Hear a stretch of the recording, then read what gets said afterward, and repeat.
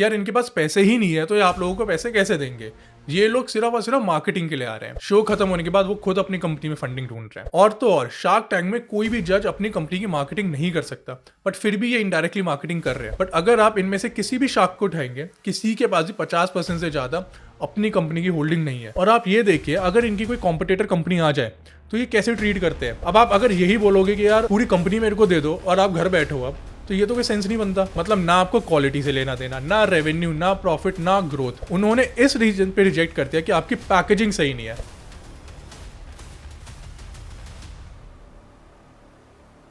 आप ये देखिए, जितना फेमस सीजन 1 हुआ था शार्क टैंक का, उससे ज्यादा कंट्रोवर्सी सीजन 2 और सीजन 3 में है। जब सीजन 1 आया था 2022 में, तब स्टार्टअप्स को फंडिंग भी मिल रही थी, ग्लोबल इन्फ्लो भी आ रहा था इंडिया में। मेन रीजन जो सीजन 1 का पॉपुलर होना है वो है कमिटमेंट, कि जो डील्स आपने ऑन एयर बोली है वही आप ऑफ एयर कमिट भी कर रहे हैं। ऑन एयर सीजन 1 में शार्क ने बोला था कि 65 डील्स में इन्वेस्ट करेंगे। ऑन एयर उन्होंने कमिटमेंट दी थी, और ऑफ एयर उन्होंने उनमें से 28 डील्स में पैसे भी लगाए हैं।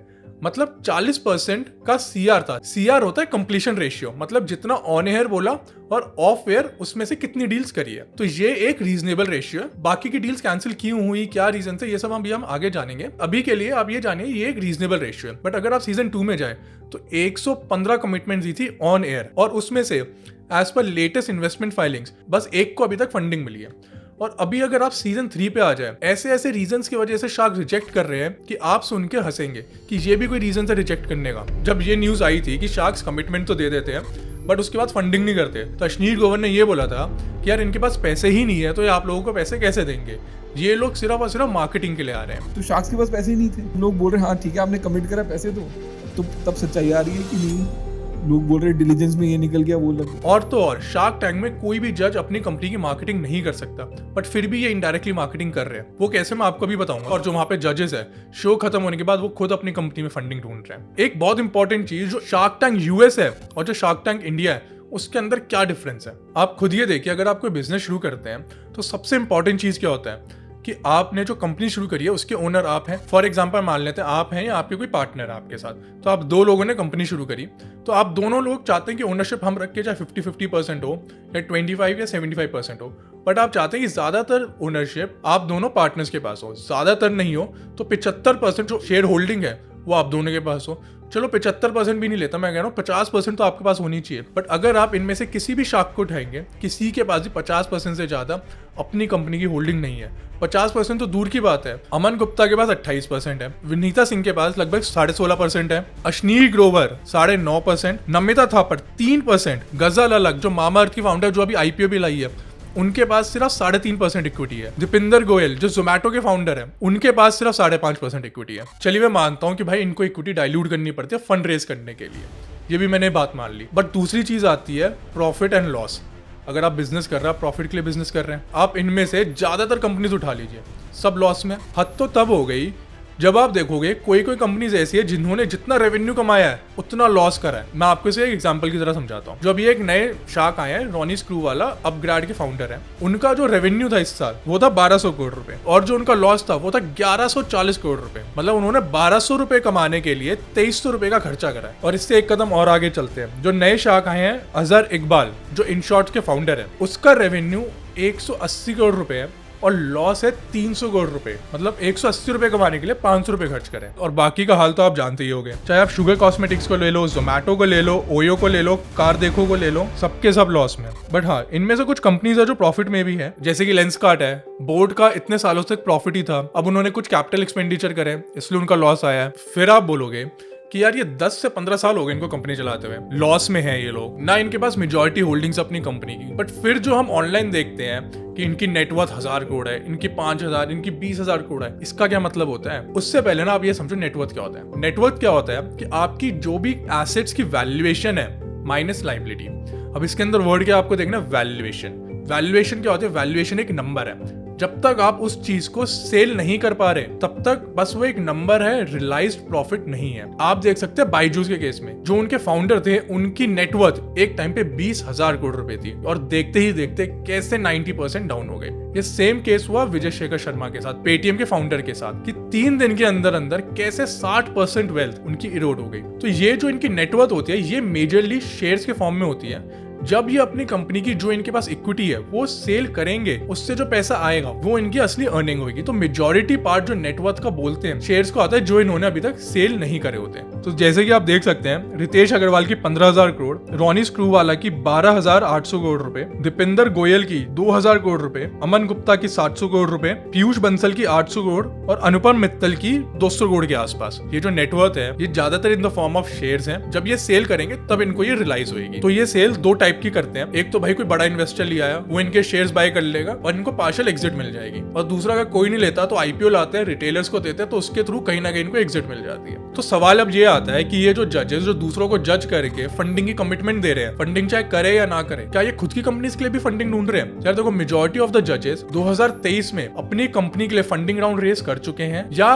कोई ना कोई आईपीओ लाने की प्लानिंग कर रहा है। तो चाहे आप कार देखो को लो या लेंसकार्ट को लो, 2023 में इन लोगों ने बहुत मैसिव राउंड ऑफ फंडिंग उठाया था। कार देखो ने 50 से 60 मिलियन डॉलर्स और पीयूष बंसल की लेंसकार्ट ने भी 2023 में फंडिंग राउंड उठाया था। बट आज का ये लोग फंडिंग राउंड से ज्यादा आईपीओ में इंटरेस्टेड हो गए हैं। चाहे आप अमन गुप्ता को ले लीजिए, अनुपम मित्तल को ले लीजिए, पीयूष बंसल को ले लीजिए, इन लोगों ने कहीं ना कहीं किसी ना किसी फोरम पे बोला कि हम लोग आज नहीं बट 1-2 साल में आईपीओ की प्लानिंग कर रहे हैं। इनमें से कोई लोगों ने तो आईपीओ के लिए फाइल भी कर दिया, बहुतों की रिजेक्शंस भी आ चुकी है क्योंकि सेबी ने रेड फ्लैग उठाया है। फॉर एग्जांपल, ओयो ने 2021 में आईपीओ के लिए फाइल किया था। 2022 में जो इनका मेजर इन्वेस्टर था सॉफ्ट बैंक, उन्होंने इंटरनली इनकी वैल्यूएशन डाउन कर दी थी और ओयो ने ये अपडेटेड इन्फॉर्मेशन सेबी को नहीं बताई, तो सेबी ने रिजेक्ट कर दिया और सेबी ने बोला कि आप बिल्कुल अपडेटेड और एक्यूरेट इन्फॉर्मेशन दीजिए। फिर ओयो ने दोबारा डीआरएचपी फाइल किया 2023 में, और न्यूज ये है कि आज की डेट में कहीं ना कहीं कोई ना कोई इश्यू आ रहा है इंटरनली जिसकी वजह से ये लोग आईपीओ नहीं ला रहे हैं और ये जो अपनी फाइलिंग है विड्रॉ करना चाहते हैं।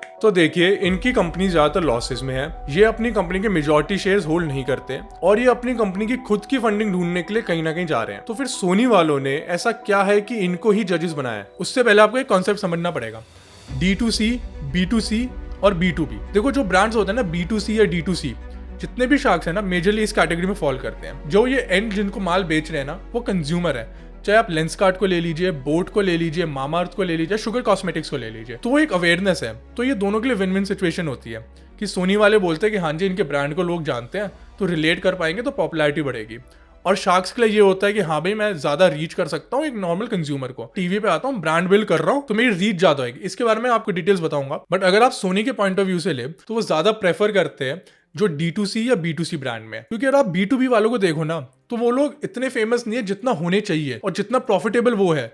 आप सेम देख लीजिए जोहो को, जोहो के फाउंडर को तो साइलेंट बिलियनर बोलते हैं। अब जो उनका प्रोडक्ट है वो मेरे और आपके जैसे रिटेलर्स यूज नहीं करते, तो सोनी की ये प्रेफरेंस रहती है कि उन प्रोडक्ट्स के फाउंडर्स को लेकर आया जाए जो B2C में है या D2C में है। और दूसरा रीजन है एंजल इन्वेस्टर। 3 तरीके के इन्वेस्टमेंट्स होते हैं majorly, angel investors, PE fund या वीसी फंड। जो आप मेजर फंडिंग राउंड्स देखते हो जो मिलियंस में होते हैं, जो जजेस यहाँ बैठे होते हैं वो जिनके पास फंडिंग के लिए जाते हैं वो होते हैं पीई फंड या वीसी फंड। बट जिनके पास आप जाओगे, क्योंकि आपकी एक इनिशियल स्टेज है, आपको कैपिटल कम चाहिए, आपको इक्विटी डाइल्यूशन भी कम करना है, तो उसके लिए आप जाओगे एंजल इन्वेस्टर्स के पास। एंजल इन्वेस्टर अपना खुद का पैसा लगाता है, बट वीसी और पीई फंड इनके मल्टीपल नेटवर्क्स होते हैं जो इनके अंदर पैसे लगाते हैं और फिर ये फर्दर कंपनीज में पैसे लगाते हैं। इसलिए जितने भी आप शार्क्स देख रहे हैं उनका खुद का पैसा लगता है और टिकट साइज भी छोटा होता है। तो इनिशियल स्टेज के लिए एंजल इन्वेस्टर्स बेस्ट होते हैं। और बेस्ट पार्ट ये होता है, ये जो आपकी कंपनी की इक्विटी है ना, ये कम से कम लेते हैं, क्योंकि देखो आज की डेट में कंपनी की ओनरशिप देना सबसे इंपॉर्टेंट होता है। आपको कोशिश करना चाहिए आप जितना कम से कम अपनी इक्विटी डाइल्यूट कर सको, क्योंकि इसके बहुत डिसएडवांटेज है। एक तो आप अपनी कंपनी का कंट्रोल लूज कर दोगे, जितने भी मेजर डिसीजंस है उसके अंदर कहीं ना कहीं इनकी इंटरफेरेंस रहेगी, तो आप वो फ्री हैंडेड नहीं ले सकते। और कहीं का इंस्टेंस में तो ये भी देखा गया है कि फाउंडर को खुद की कंपनी से हटा दिया गया है। जैसे कि आप उबर का एग्जांपल ले लीजिए या भारत पे के अश्नीर ग्रोवर का एग्जांपल ले लीजिए। तो अगर आप कभी भी इक्विटी डाइल्यूट करें, बहुत सोच समझ के इक्विटी डाइल्यूट करना। देखिए, जो इन्वेस्टर होगा, चाहे वो शार्क टैंक में ले लीजिए या आप कहीं बाहर इन्वेस्टिंग के लिए जाते हैं, वो तो आपको यार बिल्कुल निचोड़ देगा। वो तो चाहेगा जितनी ज्यादा से ज्यादा इक्विटी मेरे को मिल सके। और आज की डेट में तो नए नए टर्म्स लेकर आ गए शार्क टैंक से। पहला आया था सीजन 2 में इक्विटी प्लस डेट, अब आ गया इक्विटी डेट एंड रॉयल्टी। मान लो आपकी कंपनी की वैल्यूएशन है 10 करोड़ रुपए, आप मेरे पास आए, आपने बोला आप 10% इक्विटी मेरे को दोगे 1 करोड़ रुपए के बदले। बट अगर मैं आपको बोलूं कि यार मेरे को आप सेल्स का भी 2% दोगे जब तक मेरा 1 करोड़ रुपए रिकवर नहीं हो जाते, मतलब ये बिल्कुल अब्सर्ड हो गया। अगर आपकी कंपनी में कोई इन्वेस्टर लगा रहा है, वो इसलिए तो लगा रहा है कल को शेयर्स की वैल्यूएशन बढ़ेगी तो उसको कैपिटल गेन होएगा। बट अगर मैं इक्विटी भी ले लूं और आप उसको बोलो कि यार आप मेरे को फिक्स्ड अमाउंट भी दोगे, तो ये तो एक तरीके से वेंचर डेट हो गया कि आप इक्विटी भी ले रहे हो और डेट भी ले रहे हो किसी ना किसी फॉर्म में। इन सब टर्म्स के बाद भी शार्क सिर्फ 115 में से एक डील कंप्लीट कर पाए। इसके क्या मेजर रीजन है? कुछ रीजन जजेस अपने बताते हैं, कुछ जो कंटेस्टेंट वहां पे गए हैं वो बताते हैं, और कुछ वर्जन होता है जो मैं और आप लोग टीवी में देखते हैं। और कुछ रीजन तो इतने absurd है, आप भी सुनोगे ना, आप भी बोलोगे यार नहीं करनी थी फंडिंग तो मत करो ना, एटलीस्ट ये तो मत बोलो किसी को। जजेस के पास तो कॉमन है ड्यू डिलिजेंस, मैं भी समझता हूँ, हम लोग भी करते हैं ड्यू डिलिजेंस किसी कंपनी की। तो यार जो भी आपने अपने शो में नंबर बताए थे, चाहे वो रेवेन्यू हो, प्रॉफिट हो या कोई और डेटा हो, अगर वो ड्यू डिलिजेंस के दौरान गलत निकले तो डील आपकी कॉल ऑफ हो जाती है। या आपकी अभी कंपनी ही नहीं है प्राइवेट लिमिटेड, आप अभी प्रोप्राइटरशिप या पार्टनरशिप में काम कर रहे हो, या फिर बाद में पता लगा कि फाउंडर ही फ्रॉड था, उसने कोई फंड स्नाइफन ऑफ करे हुए थे। तो ये कुछ कॉमन रीजंस है जो ड्यू डिलिजेंस में निकल कर आते हैं। या बाद में कंपनी का फाउंडर ही बैकआउट कर गया, कंपनी के फाउंडर को बेटर ऑप्शन मिल गया शो के बाद, शेयर होल्डिंग एग्रीमेंट या शेयर ट्रांसफर एग्रीमेंट, उसमें 3 से 6 महीने लग गए। बट ये एक अंडरस्टैंडेबल रीजंस है जो एक कॉमन ट्रांजैक्शन में डील होते हैं। बट ये रीजन सारी डील्स में तो हो नहीं सकते। जब आप बोल रहे हो कि आपने 115 में से बस एक ही डील क्लोज करी है, तो आपका कहने का मतलब है कि बाकी की सारी कंपनीज में ये प्रॉब्लम थी। और आप ये देखिए, अगर इनकी कोई कॉम्पिटिटर कंपनी आ जाए तो ये कैसे ट्रीट करते हैं। आप हैमर का एग्जांपल ले लीजिए, वो सेम सेक्टर में थे जिस सेक्टर में बोट है, अमन गुप्ता के कॉम्पिटिटर्स है।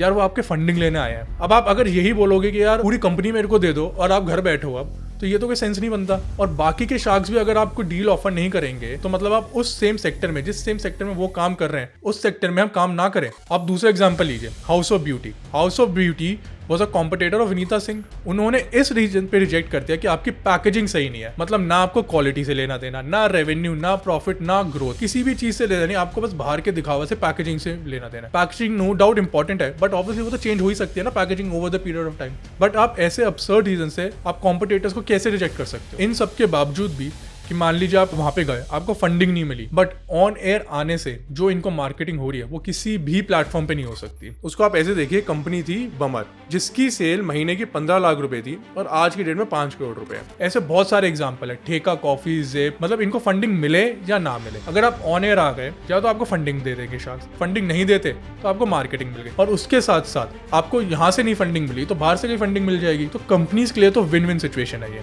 बट मजे की बात तो ये है कि इनसे ज्यादा मार्केटिंग तो शार्क्स को मिली है। बट अगर आपकी कंपनी को वहां पे फंडिंग नहीं मिलती तो और भी अपॉर्चुनिटीज है कि कहीं और फंडिंग मिल जाए, आपकी वो पिच या वो प्रोडक्ट देख के कोई और इन्वेस्टर्स आपको फंड कर दे। बट इस पूरे शो में सबसे ज्यादा फायदा हो रहा है तो वो हो रहा है शार्क्स का। हमें तो बस ये दिखाया जाता है कि इनको पर एपिसोड कितने मिल रहे हैं और किसको सबसे ज्यादा मिल रहे हैं। मान लेते हैं जैसे विनीता सिंह को 5 लाख मिल रहे हैं, अनुपम मित्तल और पीयूष बंसल को 7 लाख, गजल अलग को 8 लाख रुपए मिलते थे, नमिता थापर को 8 लाख, अमन गुप्ता को 9 लाख और सबसे ज्यादा अश्नीर ग्रोवर को मिलते थे 10 लाख। बट ये तो बस टिप ऑफ द आइसबर्ग है। इसके अलावा जो इनको इनडायरेक्टली फायदे हुए हैं वो जानते हैं। एक तो बट ऑब्वियस है इन्वेस्टमेंट। फॉर एग्जांपल एक ब्रांड आया था स्किपी, जिसके अंदर अमन गुप्ता ने इन्वेस्ट करा था और 2 साल के अंदर अंदर उस ब्रांड ने 2900% रिटर्न दिया है। उन्होंने 20 लाख रुपए इन्वेस्ट करे थे और 2 साल के अंदर 6 करोड़ रुपए बन गए वो। और इनके साथ साथ बाकी 4 जजेस ने भी इन्वेस्ट करे थे। ऐसे कई एग्जाम्पल है, जैसे कि ऑली लाइफस्टाइल, गेट अवे, जिन कंपनीज में शार्क ने इन्वेस्ट करा और आज की डेट में उसकी वैल्यूएशन कई गुना हो चुकी है। बट ये सब तो एक बहुत छोटी बात है।